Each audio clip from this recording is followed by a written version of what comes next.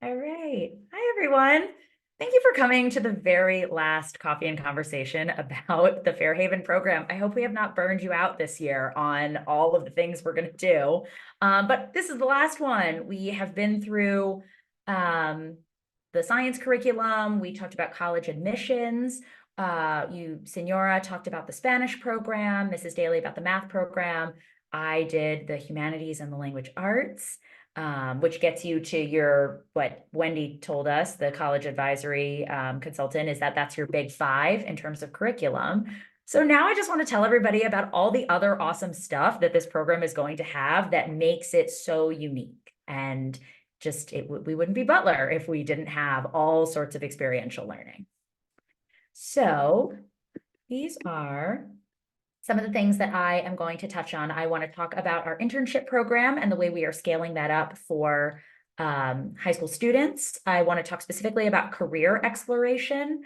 That's one of those places that I think if you know a little bit more about what exists in terms of a career that you could do, it helps you to just know a little bit more about what you might want to study or what kind of internships you might want to have.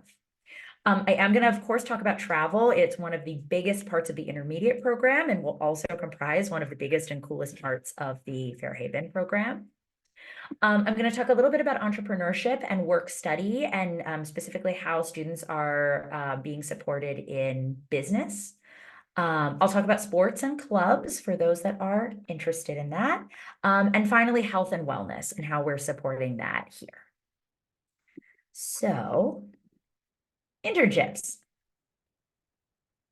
The internship program is based on each student's individual interest. So if you tell me that you love sports, we will try to find you an internship related to sports. If you tell me that you love art, we will try to find you an internship based on art, right? Trying to find those places where you have this interest or this passion and connect you with an organization in the community where you can learn a little bit more about what it's like to actually work in that field or volunteer in that field. Originally, when I designed the internship program, I was like, ninth years are going to do it for 1 week. And then as it turns out this year, the length of time that each ninth year student spent on their internship was highly dependent on the nature of the internship. Frog did their internship on the Butler Montessori yearbook this year. Well, we have a specific time frame in which we work on the yearbook, which is longer than 1 week, right? So depending on what it is that each student did, I realized that it's unrealistic to say it has to be 1 week, right? Why couldn't it be, over the course of several months, with a small enough time commitment that students can also be focusing on all the other things that they're doing, but also keeping up with it. Students have the option to stay with one organization for multiple years. If you found one organization that you loved and they loved you, and every year you wanted to come back to work with them, you can do that. Or if you did one and you're like, that was cool, and now I want to try something else, you have the opportunity to explore something new next year, right? Maybe you have lots of passions actually, and you're not quite sure which one is the one you want to do, right? We'll spend a year focusing on art and then spend another year focusing on business and spend a third year thinking maybe I want to be a vet one day, right? All of this is opportunity for students to just get out there and kind of get their feet wet and see what is available to them, and to contribute in some way in practical work that is actually supporting the organization. But once we send them off, we don't just say, okay, go do your internship, bye now. We wouldn't be doing our jobs as guides if we didn't have all sorts of accompanying pieces. So that includes reflections, discussions with each other about what's happening in their internship, and practical life assignments. So that could be, how do you send a professional email? What do you wear to a professional workplace? You're probably not wearing sweatpants and a hoodie. How do you write a thank you note, a really good thank you note in a professional way? And then you've had this experience. How does this figure onto your resume? What if you want to apply back for this internship next year? How do you write a cover letter? If you actually had a job in this field, or if it was a paid internship of some kind, how do you budget the money that is coming in? All of these are things that our young adults need to know, right? Because they will need all of them when they get to the working world. So the earlier we can start to scaffold these things for them in a way that actually is real, right? Like it is not just an exercise, but actually you have this internship and actually here are the things that come out of it. They start to build that skill set. Honestly, way ahead of their peers.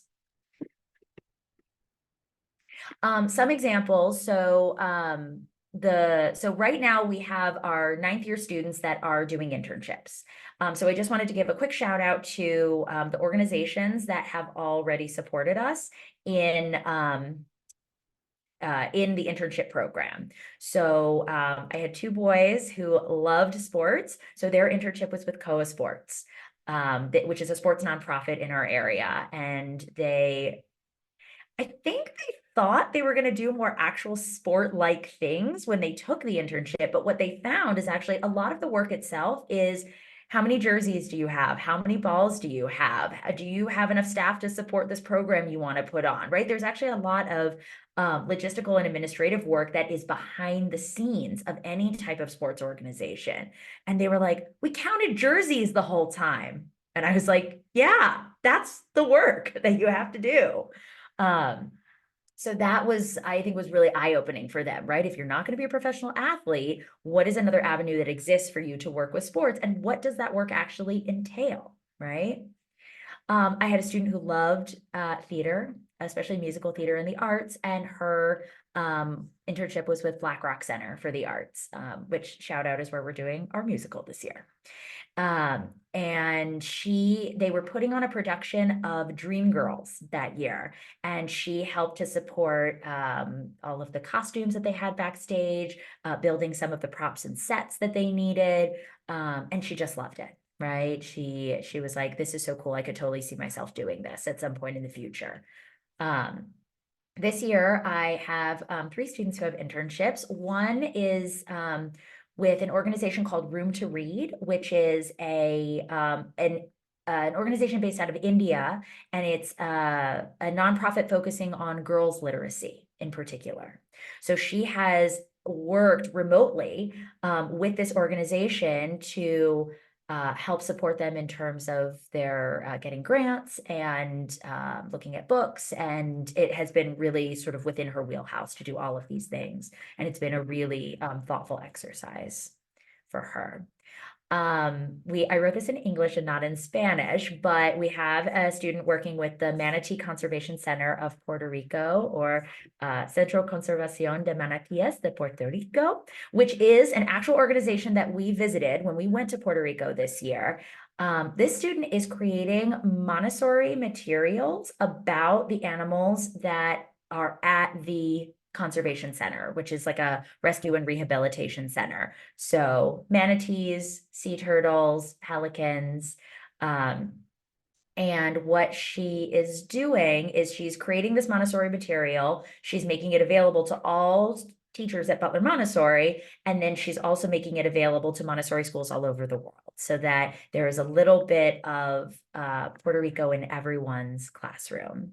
And she, of course, is working with the organization to talk to them about what kind of animals do they have there, what kind of information do they want to be out there about their organization, and it's an educational material for the future, which is very cool.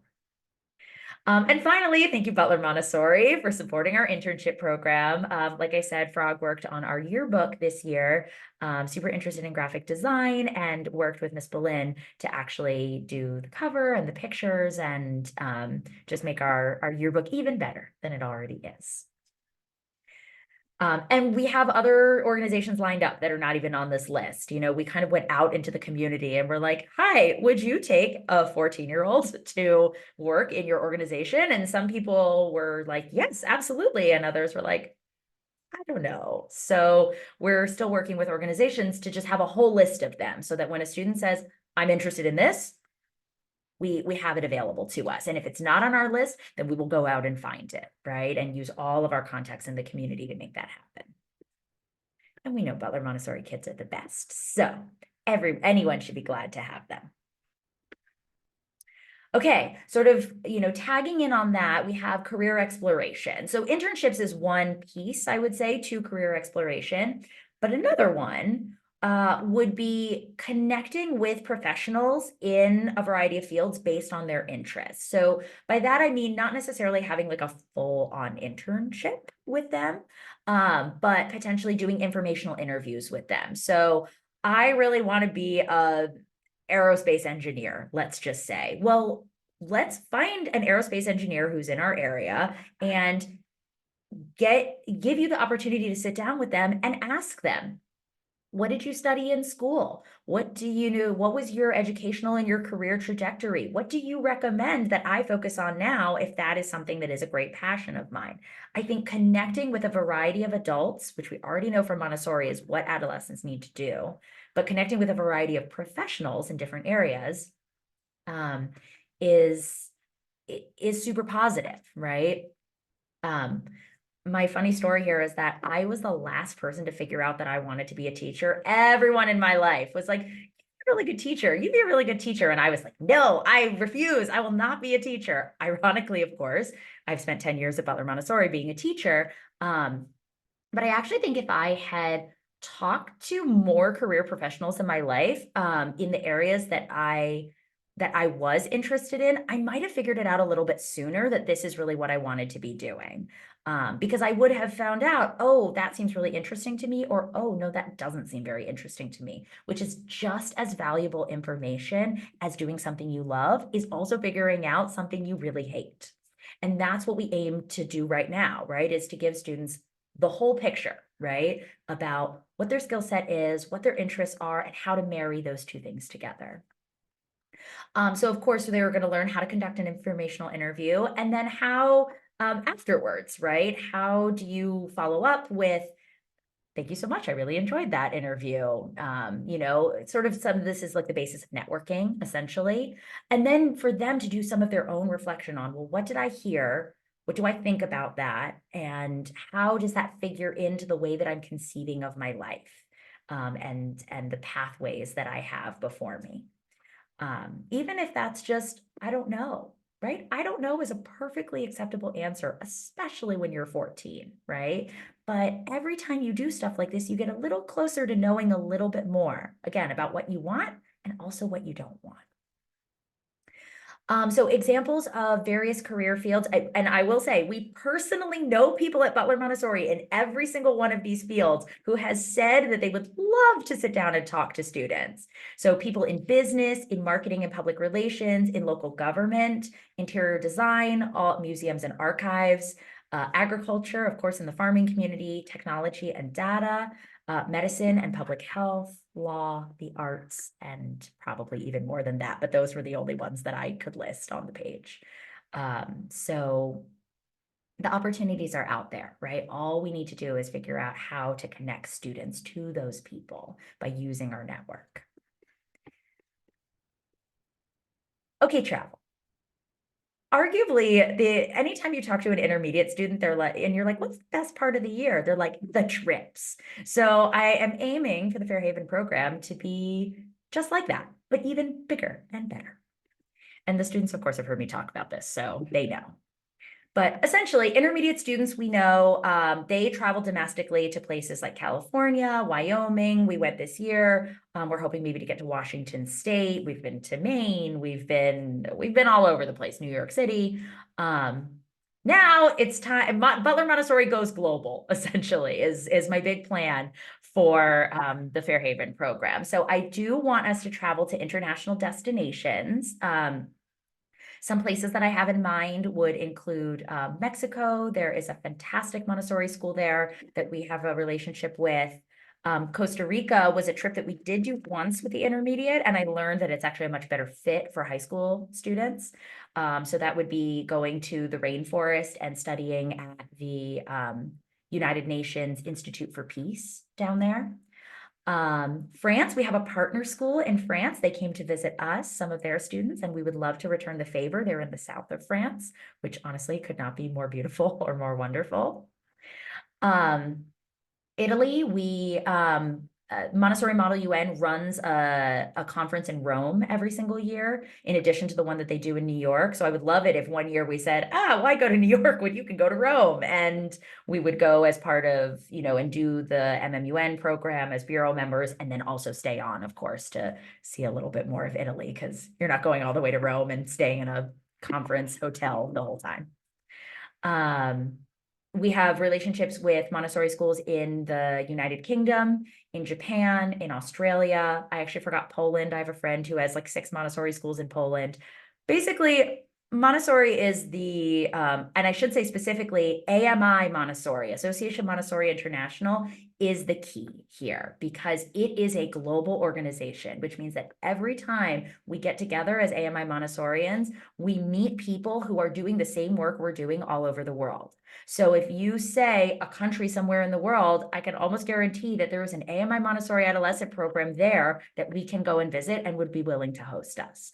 No other organization can say, educational organization can say that the same way. So I forgot Sweden. There's a famous Montessori program in Sweden. See, the more I think about it, the more destinations come to mind, because they are everywhere. So what's the greatest thing about this is that the students get to decide, right? I mean, I obviously have places that I would love to go to, but it's not my program and it's not my trip. So they have to come to consensus on, where are we going? What are we going to do when we're there? What is the educational value that's coming out of this? And also, how are we going to afford it, right? If you want to go all the way to Australia, that's a very expensive plane ticket. So how are you going to make it? I'm not made of money, right? And they have to really think critically about that.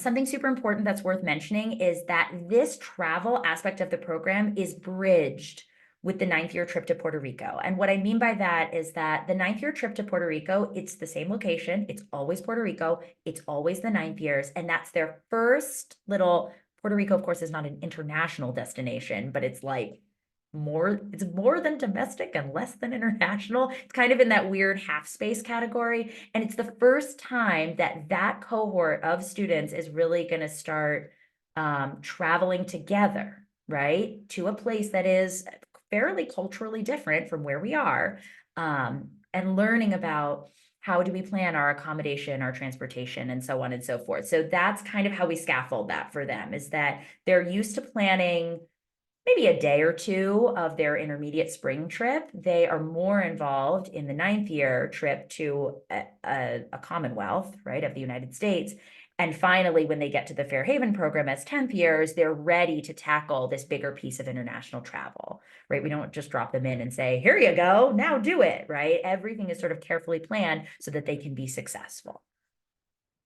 So I'm so thrilled about this. They have to plan it. I am giving up my role as travel agent over here. So they need to figure out, how are we getting there, right? What flights are we taking and booking those, right? Where are we going to stay? We have to stay somewhere. What are we going to eat when we get there? Where are all the places that we're going to go? What site visits are we going to do to other Montessori programs, and other places? They have to basically plan the whole itinerary. What else are we going to see and do while we're there? Most importantly, budgeting. How much is this all going to cost, right? So they have a very interior view of how much money the program actually has and how much of it they can reasonably spend on this trip, right? Because money is not endless, right? It does not grow on trees. So there's always a trade-off, right? And they have to all be okay with whatever that trade-off is going to be. And I have actually seen this in action with intermediate students, where sometimes they will run all the numbers for a thing they really want to do, and decide it's not worth it, right? We had that a couple of years ago. They really wanted to go skiing. And I was like, okay, well, here you go, right? Go find out how much it costs and go see how much money we have and all of that. And they ran all the numbers and they're like, wow, skiing's really expensive. And I was like, yeah, it is. And ultimately they were like, you know what? I actually think we can have more fun and cheaper, and we don't need to spend the money on that. And I was like, okay, that's your choice, right? So every piece to this has learning opportunities and growth from it. And again, right, if they say, We want to go to Australia. That's fantastic. We don't have enough money to pay for it. Okay, well, what are we going to do? We're going to fundraise. All right, well, that's fine, right? If we're fundraising for this, then let's go out there and do some fundraising. But you need a plan B, right? What happens if you don't get enough money to actually go on this trip as much as you said you were going to get? So I just think this is so valuable for life, right? What do you want to do? Where do you want to go? How are you going to pay for it? And how are you going to make enough money to make it happen? And sometimes it works and you're successful, and sometimes it doesn't. And even though that's disappointing, there is a learning process in that as well, right? We didn't achieve the goal that we set out to achieve. How do we work through our feelings of disappointment, right? And how do we come up with another plan that creates resilience, right? Which of course we are trying to do all the time with our young people. I'm jazzed. I love to travel, so this aspect of the program I am so excited about. Okay, entrepreneurship and work study. This is another, I think, super unique aspect of the program. It is a key component because we start in the intermediate with them starting to understand about running a business, right? And production and exchange. If I start a seed in the grow room and I plant it in the garden and I sell it at farmer's market for a certain amount of money, and that money goes back into our fund, right? How does that work, right? That is what the intermediate, the middle school student is seeing, right? On a very small scale, right? How does everything that I do on the farm, sell at farm market, get back into the program, and we use it in a self-sustaining system, right? Now it's time to think a little bit bigger because the intermediates have mastered this by the time they do 3 years of it, right? They're like, yeah, I get how a microeconomy works at this point. So now, instead of just having our little local farm market at Butler, which of course we're going to keep, how do we go out to other local actual farmers markets and start to bring our products to a wider audience, right? Places in Gaithersburg, in Germantown, and Rockville, they all have local farmers markets that are happening pretty much year round. So one of the things I'm really looking forward to with this is quality control. Butler Montessori families are very forgiving about some of the stuff that they buy at farm market, right? The general public is not going to be that way.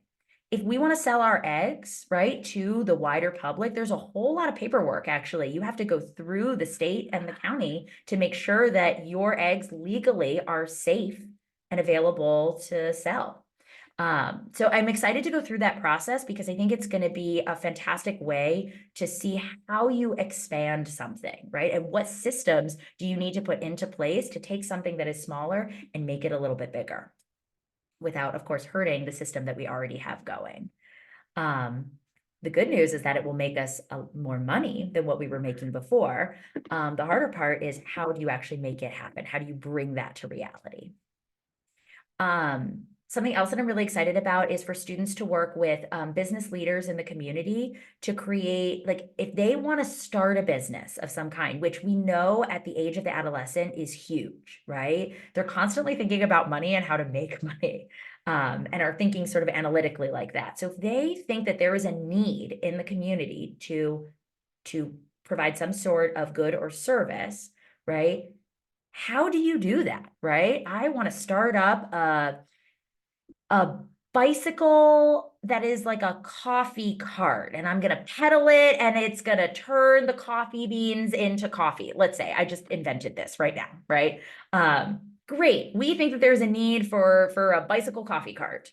Well, how do you actually go about doing that, right? Somebody who has experience in actually starting a business can give some great advice about how do you write a proposal? How do you put together a startup? How do you get funding for it? How do you market it? How do you get buy-in from your community? Who are your stakeholders, right? All of those questions are figured into this process. So for those students that are like, yeah, I want to start a business, great. We're going to help them do that. And maybe together. There's a fantastic Montessori school in Denver, I'm pretty sure. They run their own coffee shop called Pinwheel Coffee. And then next door, they have a bicycle repair shop. So while people bring their bikes in to be repaired, they can go get coffee next door. And all of this is run by their adolescents completely, right? Like, honestly, for high school students, I don't even know if adults are there to supervise them, because that is what they have created as a community. So I am very excited about this possibility of getting into the wider community in a more business way. Something else that students are going to do is they're going to spend at least one day a week. Sorry, that's supposed to say each week, not each work. One day each week, working in local businesses in the community. So this is something that another Montessori school down in Virginia is doing. And I loved this idea so much, where I was like, we have to do this too. Where they basically made partnerships with area businesses, and their students would come and would say, what can we do for you? There's an element of community service to this. And they went to the theater and said, the local theater, and they said, how can we help you? And the theater said, well, you can help us by painting things and building things and setting things up. And they did. And they had a fantastic experience. They connected with their local like culinary institute, and the students said, how can we help you? And they told them, and in exchange, the culinary institute was like, okay, we're going to give you free cooking lessons, like gourmet cooking lessons. That's amazing. Right? They went to a local artist studio and said, how can we help you? And she said, well, I really need help cleaning out this part of my studio. And in exchange, she is offering them all sorts of free workshops on all the different aspects of art that she knows how to do. I feel really strongly about this. When we go out into our community and we say, how can we help you? You put that good out there, good will come back to you. Right? So when we go out to locals in Poolsville and we say, how can we help you? Right? And we know Sandy and Dave, right? So chances are they want to help us, but even so, right? Even if we didn't know them, right? You go out and you say, how can we help you? Right? More opportunities will come to you in a way that is super valuable. And not only are you contributing to your community, but the students are learning such valuable life skills, right, that come along with this. And they themselves feel connected to their wider community. It's not just Butler Montessori anymore, right? It's Poolsville, it's Gaithersburg, it's Germantown, it's Montgomery County as a whole, right? How do we feel connected to our wider community? And this is one of the ways to do that. So I think it's going to be Fridays. It's going to be our work study day, where we're going to go out, we're going to work, and we're going to come back. Okay, sports and clubs. This has been coming up for years now, but this is where I've landed on sports and clubs. So basically at this point, we already offer an equestrian team. I just want everybody to know that. We have a fully functioning, thriving equestrian team who have done very, very well this season. So if you are a horseback rider and you want to ride on our equestrian team, we already have that in place.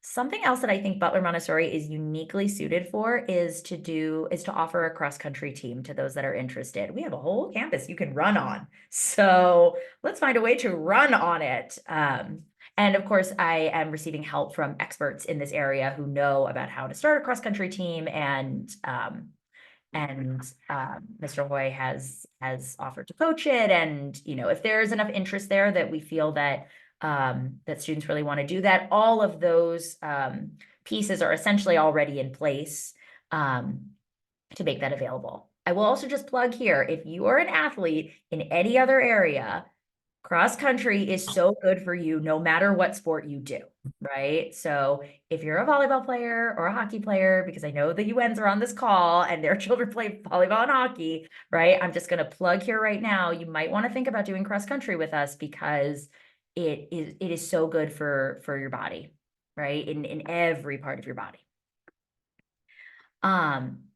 In terms of clubs, so I've been talking to the students for a long time now, where I'm like, what do you want to do? And they're like, we don't know. And I'm like, okay, well, what about this? Sounds great. What about that? Sounds great. So basically where I landed is you can create a club on basically anything, right?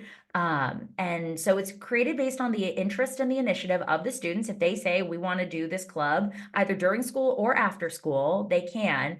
But the ones that came to mind for me is you can make an art club, debate, which I already talked about at one of my other coffee and conversation sessions, make a newspaper, have a dance club, a theater club, a cooking club. We have a kitchen, don't forget. I myself am passionate about a literary magazine. If they want to make a literary magazine, that's fabulous. I know how to help them.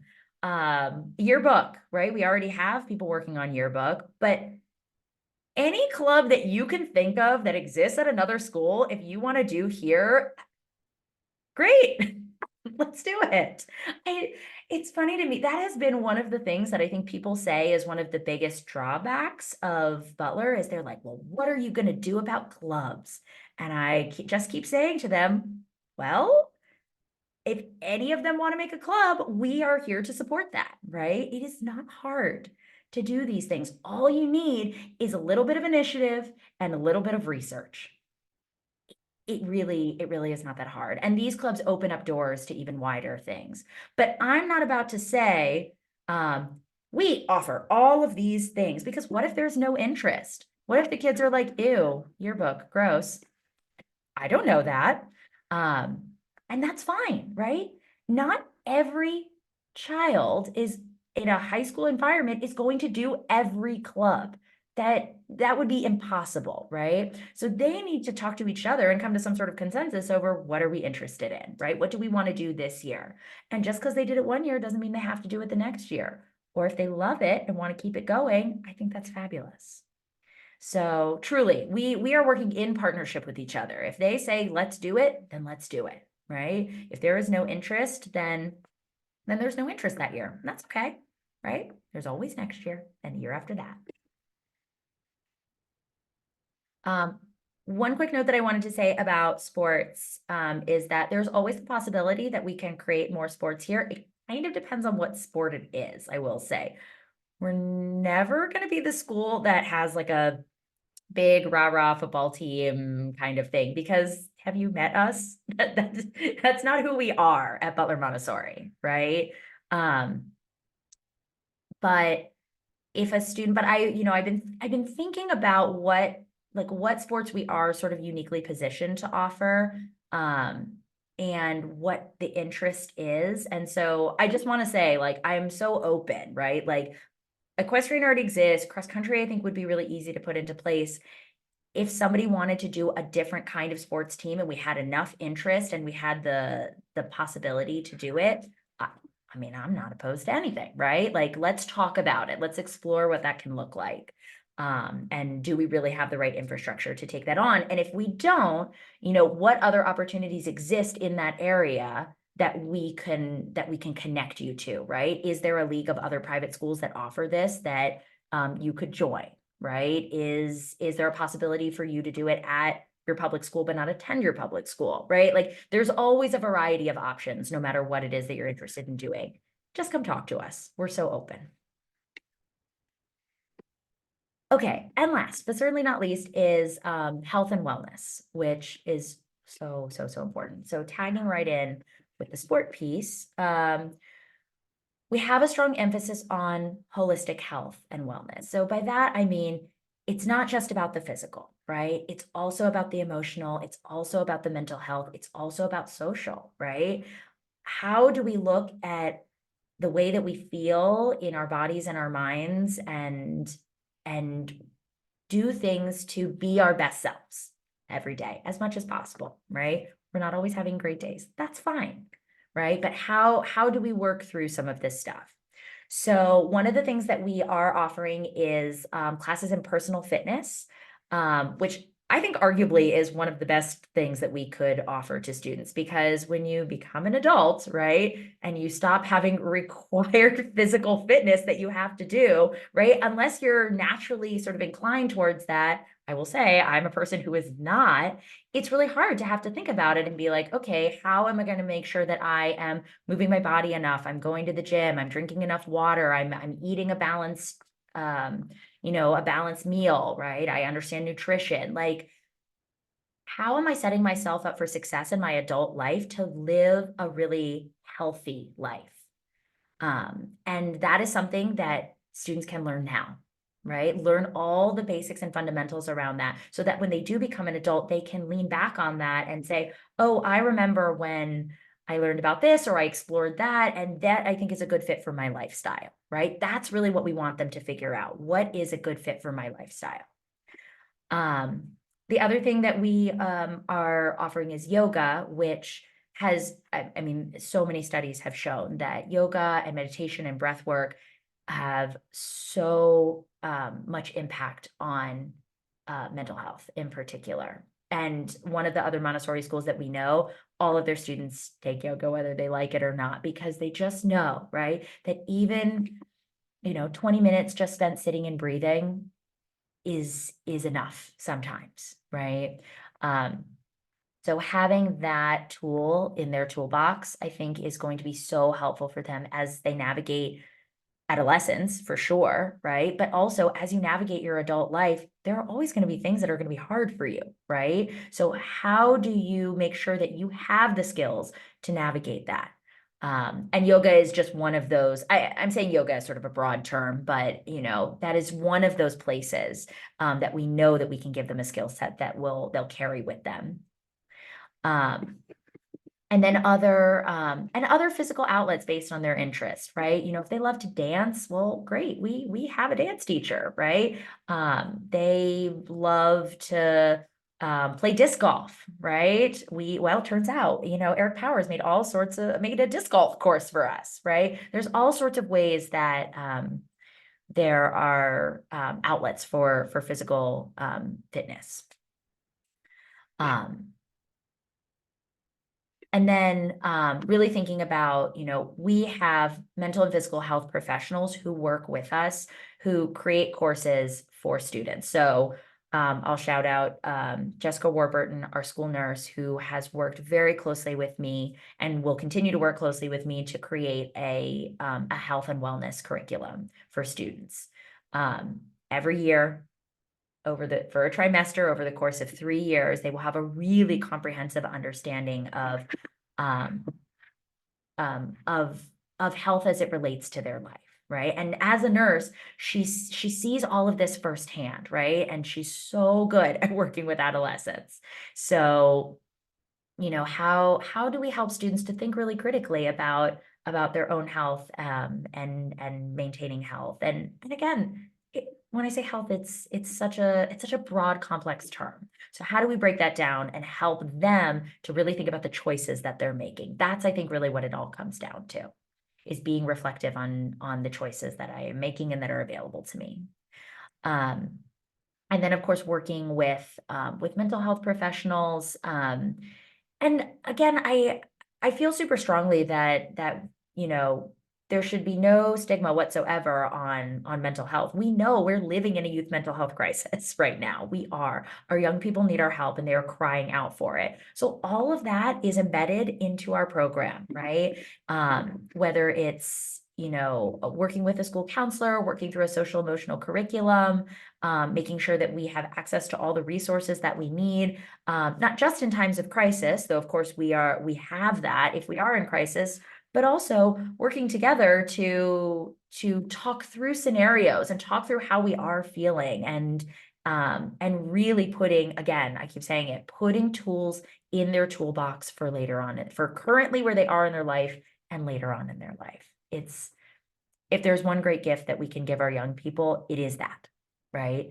How do we help you be the best, healthiest version of yourself? Right? Do you actually have the skills to be able to navigate that? Do you have a support system in place? Because we all need support, right? So do you have a support system in place where you have people in your life that you can rely on, right? Do you have access to professionals if you need them?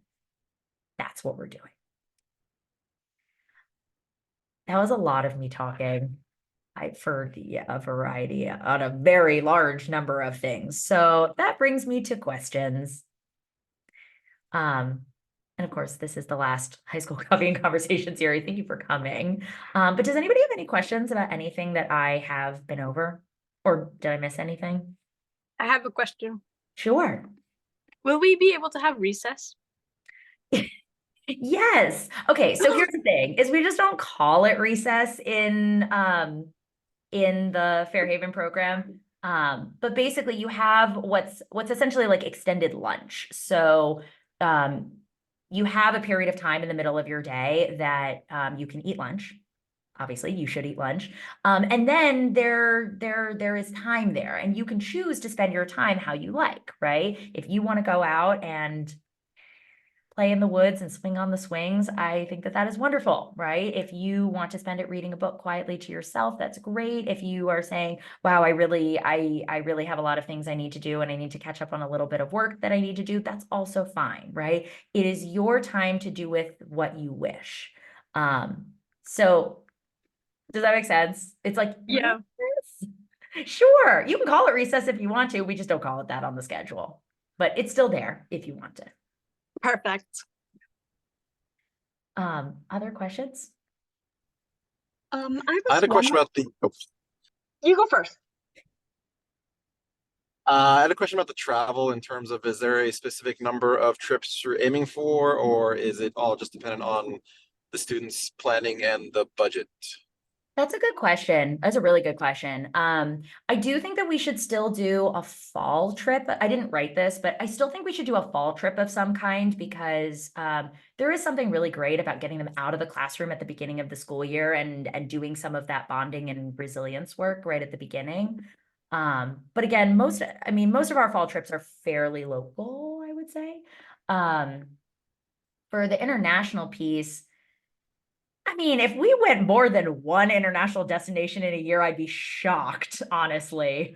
So at least one. And of course, if you're traveling internationally, you want to go for at least a week, right? If not even a little bit longer, because you're spending all the money to get there. You might as well go and really enjoy it while you're there.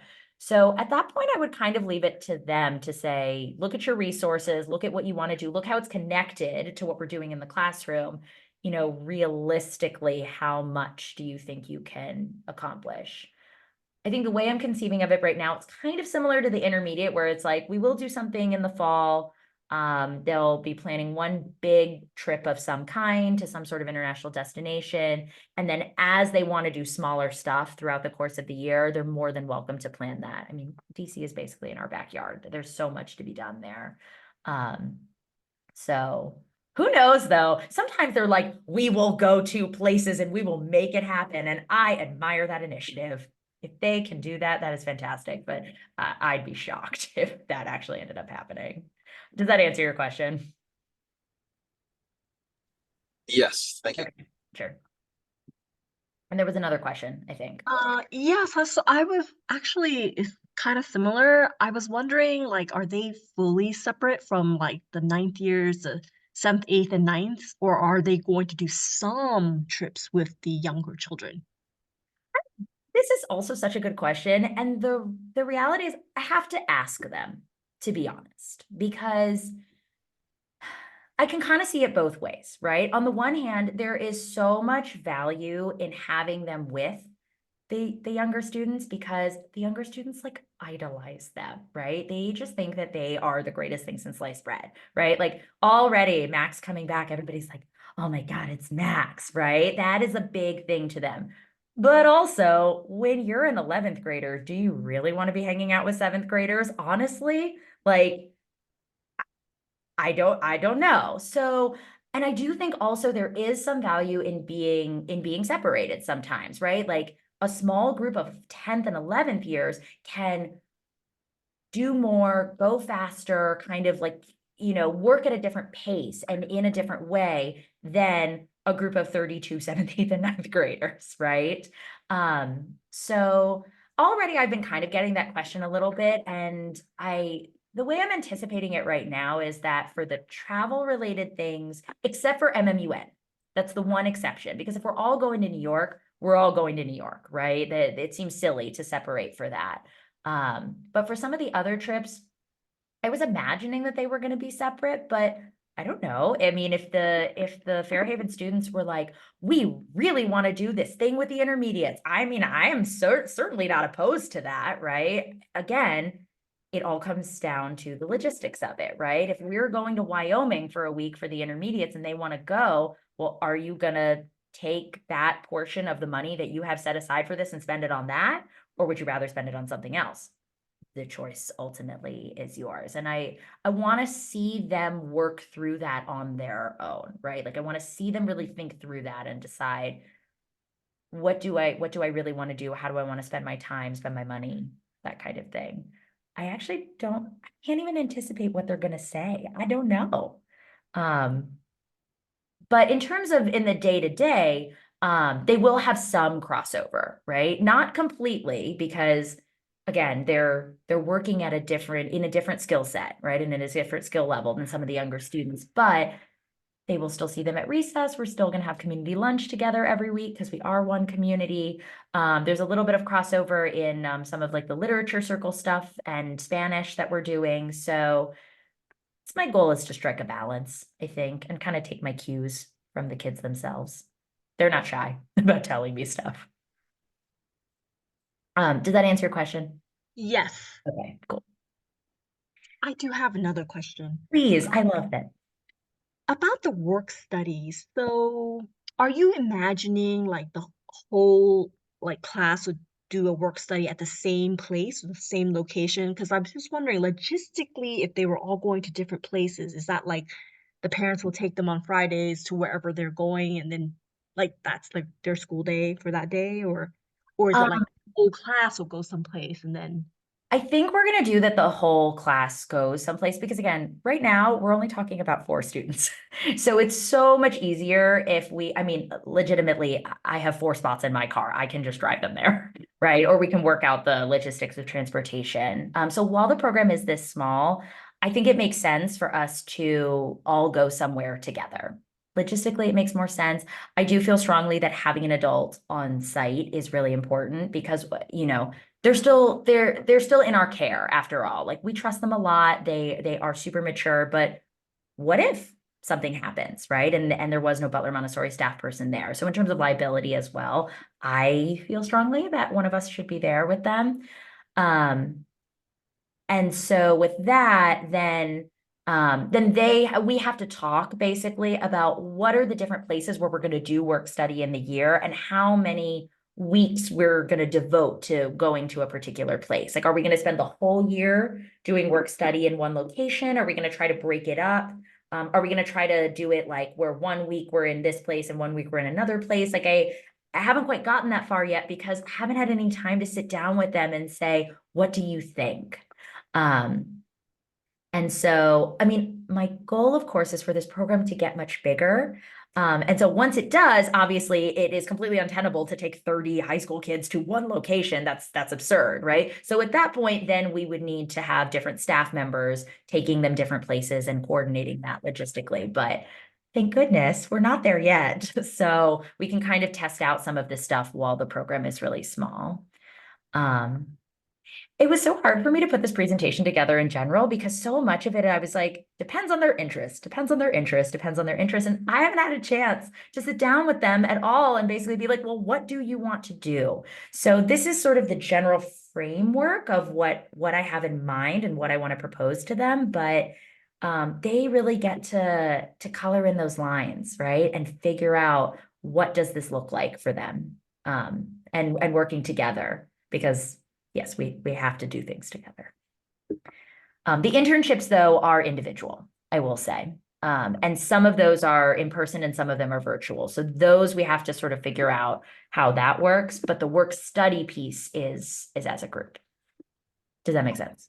yes, yes. Okay.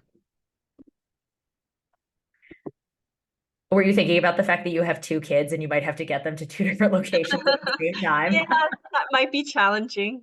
Don't worry about it. I promise. It will all be fine. Anything else that's on people's minds?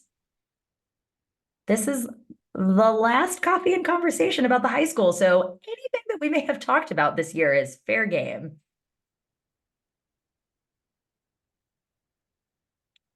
I guess I was also wondering about the college coach Yeah. and like how's the support going to be? Like, will it be individualized? Will it be like maybe she'll come in and talk to you once a month or maybe once a quarter? Or like how's Wendy going to play in? That's a really good question. And we are still firming that up with her a little bit. And again, because we were never really planning to have 11th graders. And then I ended up with 2, which is amazing. But what that means for us essentially is that they're a little further down the college road, right? Than some of the 10th years.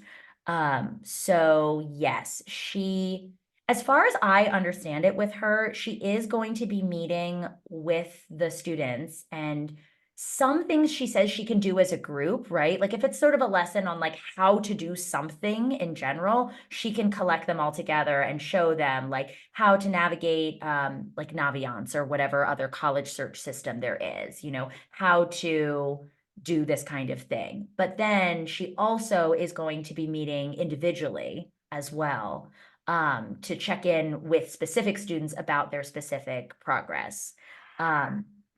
I also want to point out, like, she is there as our consultant, right? And she goes out into the college communities and says, I work for Butler Montessori, and this is what this program is all about. So she's getting the word out about the fact that we're here, right? And that we're special and this is how we're doing it. But in terms of, like with essays and things like that, she knows that we are qualified to work with students on that. She is just sort of like the final check in some places, right? Where it's like, I will help them write their college admissions essay, right? I have done it before with many generations of of students from Butler who did successfully get into college, yay. But she is there to look through everything and say, yes, this looks good. No, you need to work on this, right? Or I suggest that you look at this particular college. Or we are gonna, I forgot to say, we're gonna do college road trips in here. So that's the other thing they're gonna be planning is they wanna go look at schools. Great, we're gonna go. Where are we going and how are we getting there and who wants to see what, right? Like they have to work on that too. But she may be tagging along for some of that, or coming back to us and saying, I really think you need to go and do this and that. She's a consultant for the program, so some of the work is individual, like on a case-by-case basis, but really she's sort of overseeing the whole process for everybody. Does that make sense? I don't know if that answered your question. Yes. Basically, I don't know yet how often she's going to be here, which I think is what you really want to know is like, how often is she going to meet with my kids specifically? And the answer is, I don't know yet, right? Because I'm not sure about her schedule. But I do know that she is going to be communicating with me constantly, right? As we work things out back and forth. And I am going to ask her to come in and say, like I'm going to work out a schedule with her to say, are you coming in once a month? Are you doing individual meetings? Are you doing group meetings? What do we need at this point? And so she's basically telling me, I need to have individual meetings this month with this person and this person. Or she's saying, I need to meet with this person for their essay, or I need to do a lesson for all of them on how to do this. And she and I are sort of like mapping out what needs to happen at every stage in the process. So I just can't tell you yet how many times that's going to be because we don't know yet. Okay. Okay. I'm trying to think. Am I missing anything on that, Natasha? Like that's what I recall from her. No, that's definitely what she shared. Yeah. Okay. And it makes the most sense also. What are the things that are programmatic versus what are the things that are individual? Right. Just like so many of the things you've talked about this evening, some of that is going to be something different for the 11th years, the 10th years, etc. And the year after the 12th years also. Wendy also, I didn't talk about testing, but she also is the one who's sort of keeping an eye on our standardized testing as well. So she's the one that's saying, this is, so-and-so needs to be taking this, so-and-so really needs to be working on this to help improve their scores on this. She's kind of overseeing the whole picture there. And so, for example, she's the one who said to us, your 9th years really need to take a mock PSAT so that they can start to get used to that and kind of see where they're scoring. And you need to work with an organization that is going to review their scores with them. And that is exactly what we did. Our 9th years took the mock PSAT. We worked with A+ Education, which was fantastic. And they had an actual review session where those teachers went through their scores with them and made sure that they understood every single problem and what they got right and what they didn't get right and all of that. And that was on Wendy's recommendation, right? So that's like a programmatic one where she's like, you need to do this. And we were like, okay. And so we did, right? So that's just one thing that she's going to offer for us. Other stuff. Anything. It's on people's minds.